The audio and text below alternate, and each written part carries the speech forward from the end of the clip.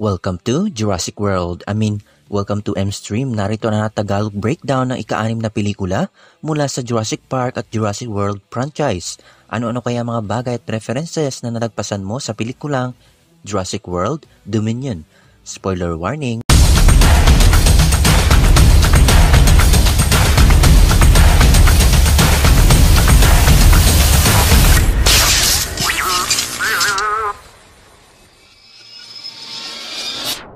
Before we begin, you can comment down below to join in my custom shoutout. Ang simula ng pelikula ay kung saan nagbalik tayo sa panahon ng mga dinosaurs at nakita natin ang ilang dinosaurs na namumuhay ng mapayapa.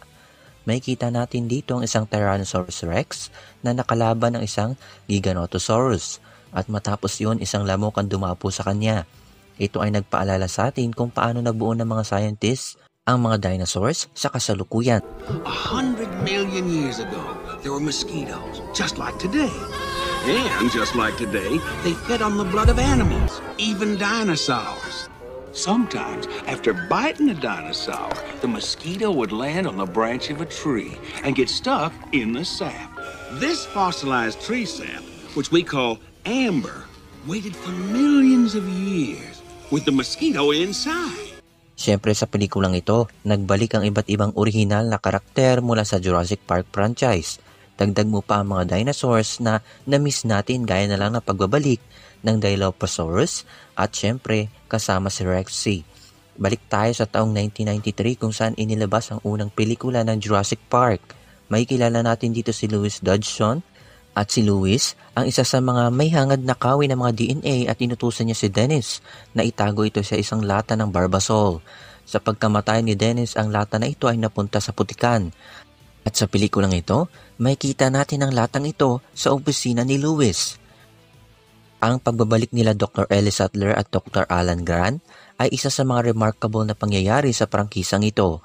Siyempre ang sombrero niya suot noon ay suot pa rin niya ngayon, kaso naiwan ito sa mga lugar ng Dimetrodon.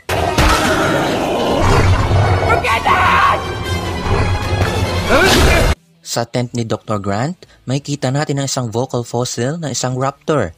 May naalala ba kayo dito? Ito ay huli natin nakita sa pelikulang Jurassic Park 3.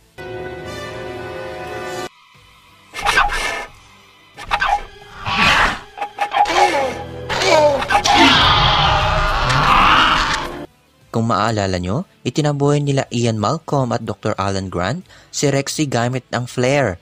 At sa eksenang ito, kaprehas na nangyari na ginawa rin nila. Kaso, ginawa naman nila ito sa Giganotosaurus. Alam nyo bang ang pagkamatay ni Louis dito ay pamilyar? Sapagkat halos ito rin ang nangyari kay Dennis sa unang pelikula ng Jurassic Park. Hindi lang isa kundi 3 Dilophosaurus. Ang isa sa mga original theme song ay paulit-ulit nating madidinig dito. Sa pelikulang Jurassic Park, ang unang dinosaur na nakita at nahawakan ni Ellie Sattler ay isang Triceratops.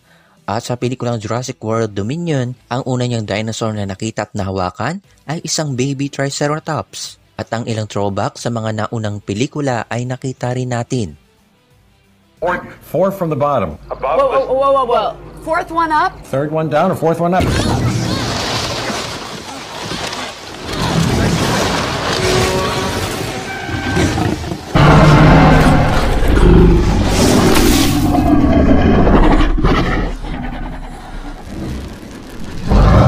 Don't move.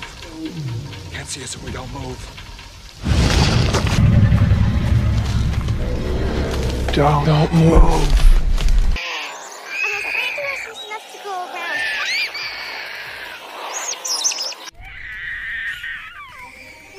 Dinosaurs are in our world.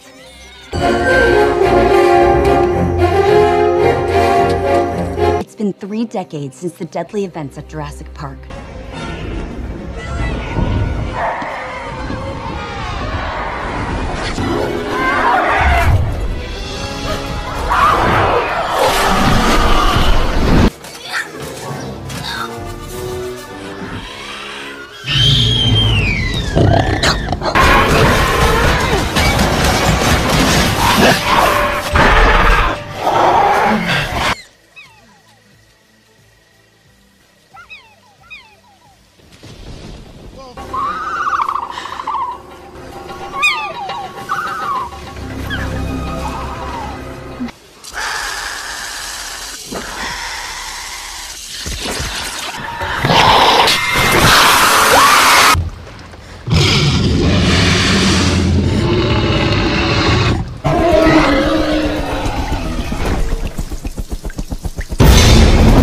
Marami sa katanungan paano nga ba nagkaanak si Blue.